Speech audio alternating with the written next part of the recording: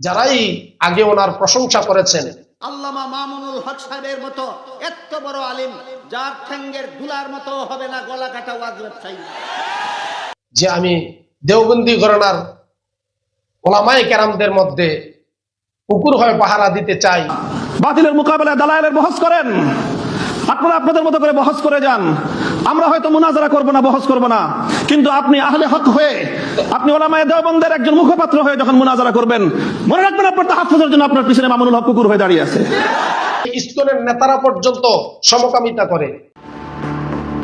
ইসকনের আশ্রম যেন বলাৎকারের কেন্দ্রভূমি। ইসকনের মন্দিরে থাকা ছোট ছোট শিশুদেরকে ধর্ষণ ও বলাৎকারের ভয়াবহ অভিযোগ উঠেছে চিন্ময় কৃষ্ণের বিরুদ্ধে, যিনি গত কয়েকদিন ধরে উগ্রবাদী বক্তব্য দিয়ে সাম্প্রদায়িক দাঙ্গা লাগানোর পায়তারা করছেন। উনি একজন শাইখুল হাদিসের ঘরে জন্ম নেওয়া আরেকজন শাইখুল হাদিস। বর্তমানে ওনার প্রজ্ঞা, ওনার জ্ঞান, ওনার এলেম আলহামদুলিল্লাহ কোনো দিক দিয়ে তো কম নয়। যারাই আগে ওনার প্রশংসা করেছেন, আল্লামা মামুনুল হক সাহেবের মতো এত বড় আলিম, যার ঠ্যাঙ্গের দুলার মতো হবে না গলা কাটা ওয়াজ ব্যবসায়ী, আল্লামা মামুনুল হক সাহেবকে আল্লাহ এত বড় এলেম দান করেছেন, এত বড় যোগ্যতা দান করেছেন, এত বড় বাকশক্তি দান করেছেন, এত বড় দ্বীনের খাদেম হিসেবে কবুল করেছেন। গলা কাটা ওয়াজ ব্যবসায়ীরা আল্লামা মামুনুল হক সাহেবের ঠ্যাঙ্গের দুলার সমান হবে। আজকে ওনাকে সমালোচনা করতেছেন কেন? আজকে দেখা যায় কওমি ছাত্রদের মধ্যে অনেক ছাত্র আছে যারা পড়ালেখা করতেছে নিম্ন ক্লাসে, ওনার ছাত্রর কাছে পড়ালেখা করে, ছাত্রর যোগ্য না। আজকে ওই লোকগুলো আজকে দেখা যায় আল্লামা মামুনুল হক সাহেবের বিরুদ্ধে নিয়ে উল্টাপাল্টা কথা বলে, ফেসবুকে কমেন্ট করে। আসলে এগুলা কিন্তু একজন এই সভ্য মানুষের, ভদ্র মানুষের কাজ নয়। আলেম হিসাবে তাকে মূল্যায়ন করা, সম্মান দেওয়া, ইজ্জত দেওয়া। এবং উনি কিছুদিন আগে রাবেদাতুল ওয়াইজিনের মাধ্যমে যে আকীদা শীর্ষক বিষয় নিয়ে ওলামা মাশায়েখদের একটি সম্মেলন হয়েছে, ওই জায়গার মধ্যে একটি কথা বলেছিলেন যে আমি দেওবন্দি ঘরানার ওলামায়ে কেরামদের মধ্যে কুকুর হয়ে পাহারা দিতে চাই, যাতে সবাই দেশে ইসলামের প্রচার প্রসার ঘটাইতে পারে, কাজ করতে পারে। কে আছেন এই দাওয়াতুল মুসলিমিনের মধ্যে দায়ীদের পিছনে দাঁড়িয়ে রাষ্ট্রের বিরুদ্ধে লড়াই করার জন্য হিম্মত দিয়ে মাঠে নামবেন? কে আছেন? আসেন, আমরা আসবো। আপনি মুনাজারা ইসলাম মুনাজারা করেন, মুনাজারা করেন, আপনারা বাতিলের মোকাবেলায় দালায়েলের বহস করেন, আপনারা আপনাদের মতো করে বহস করে যান। আমরা হয়তো মুনাজারা করব না, বহস করব না, কিন্তু আপনি আহলে হক হয়ে, আপনি ওলামায়ে দেওবন্দের একজন মুখপাত্র হয়ে যখন মুনাজারা করবেন, মনে রাখবেন আপনার তাহাফুজের জন্য আপনার পিছনে মামুনুল হক কুকুর হয়ে দাঁড়িয়ে আছে। এই বিষয়টা নিয়ে অনেকে ট্রল করেছেন, কিন্তু দুঃখ এবং পরিতাপের বিষয়, আমরা আমাদের নিজেদের সন্তানদেরকে, আলেমদেরকে মূল্যায়ন করতে জানি না। এটা আমাদের ব্যর্থতা। কারণ হলো আমাদের নিজেদের মধ্যে আমরা সমঝোতা বা আমরা ঐক্য, একাত্মতা আমাদের মধ্যে নেই। আপনার আমার মধ্যে মতানৈক্য থাকতেই পারে। আকীদা হচ্ছে যার যার বিষয়। আপনি আপনার আকীদার মাধ্যমে আপনি কি করবেন? আপনি নিজেকে জানান দিবেন।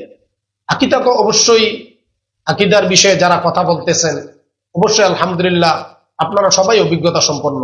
এবং আল্লামা মামুনুল হক সাহেবকে আপনারা আকীদার বিষয়ে জামাতের সাথে সংশ্লিষ্ট হওয়ার কারণে, রাজনীতির কারণে আপনাকে ওনারা জামাতপন্থী বলে দিচ্ছেন এবং আকীদার সাথে সম্পৃক্ত হয়ে গেছে বলে দিচ্ছেন।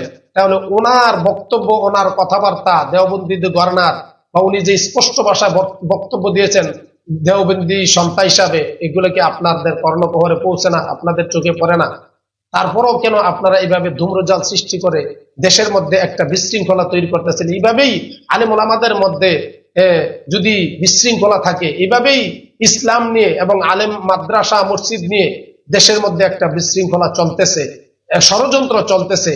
যেই বাংলাদেশের যত নাস্তিক মুরতাদ আছে এবং সাংবাদিক আছে, তারা সব সময় মাদ্রাসার বা ওলামায়ে কেরামদের ছোটখাটো কোনো বিষয় হলে এটাকে অনেক বড় আকার ধারণ করে মিডিয়ার মাধ্যমে প্রচার প্রসার করে। এই যে বলৎকার মাদ্রাসার মধ্যে হয়, এই বলৎকার গুলো শুধু মাদ্রাসাই হচ্ছে না, এগুলো কিন্তু হিন্দুদের আস্তানায়, ইসকনের আস্তানায়, হিন্দু সেই তাদের ঠাকুররা পর্যন্ত তাদের মন্দিরের মধ্যে করে তারা, এবং সেই ইসকনের নেতারা পর্যন্ত সমকামিতা করে। ইসকনের আশ্রম যেন বলাৎকারের কেন্দ্রভূমি। ইসকনের মন্দিরে থাকা ছোট ছোট শিশুদেরকে ধর্ষণ ও বলাৎকারের ভয়াবহ অভিযোগ উঠেছে চিন্ময় কৃষ্ণের বিরুদ্ধে, যিনি গত কয়েকদিন ধরে উগ্রবাদী বক্তব্য দিয়ে সাম্প্রদায়িক দাঙ্গা লাগানোর পায়তারা করছেন। দেশের বিভিন্ন জায়গায় উস্কানিমূলক বক্তব্য দিয়ে এই ব্যক্তি যখন হিন্দুদের কাছে হিরো হওয়ার চেষ্টা করছেন, ঠিক সেই মুহূর্তেই তার থলের বিড়াল বেরিয়ে এসেছে। অথচ এইগুলো বিষয় নিয়ে কিন্তু কোনো আলোচনা হয় না, এই বিষয়গুলো নিয়ে কিন্তু কোনো মিডিয়া লেখালেখি করে না। এই লেখালেখি এই মিডিয়া কিন্তু এই বিষয়গুলো প্রচার প্রসার করে না। অথচ আলেম ওলামাদের মধ্যে বিচ্ছিন্ন কিছু ঘটনা যদি মাদ্রাসায় হয়ে যায়, শয়তান তাগুত তো সবসময় মানুষের পিছে লেগে আছে, ওইগুলো নিয়ে দেখা যায় নাস্তিক মোরতাদ এবং কিছু হলুদ মিডিয়া যারা জারজ সন্তানের মতো ইসলামের বিপক্ষে কিছু পাইলে এটাকে কঠিন ভাবে তুলে ধরার চেষ্টা করে। এই জন্য আমরা আলেম ওলামাদেরকে ঐক্যবদ্ধ হতে হবে। আপনি যেই গণনার ওলামায়ে কেরাম হন না কেন, বাংলাদেশ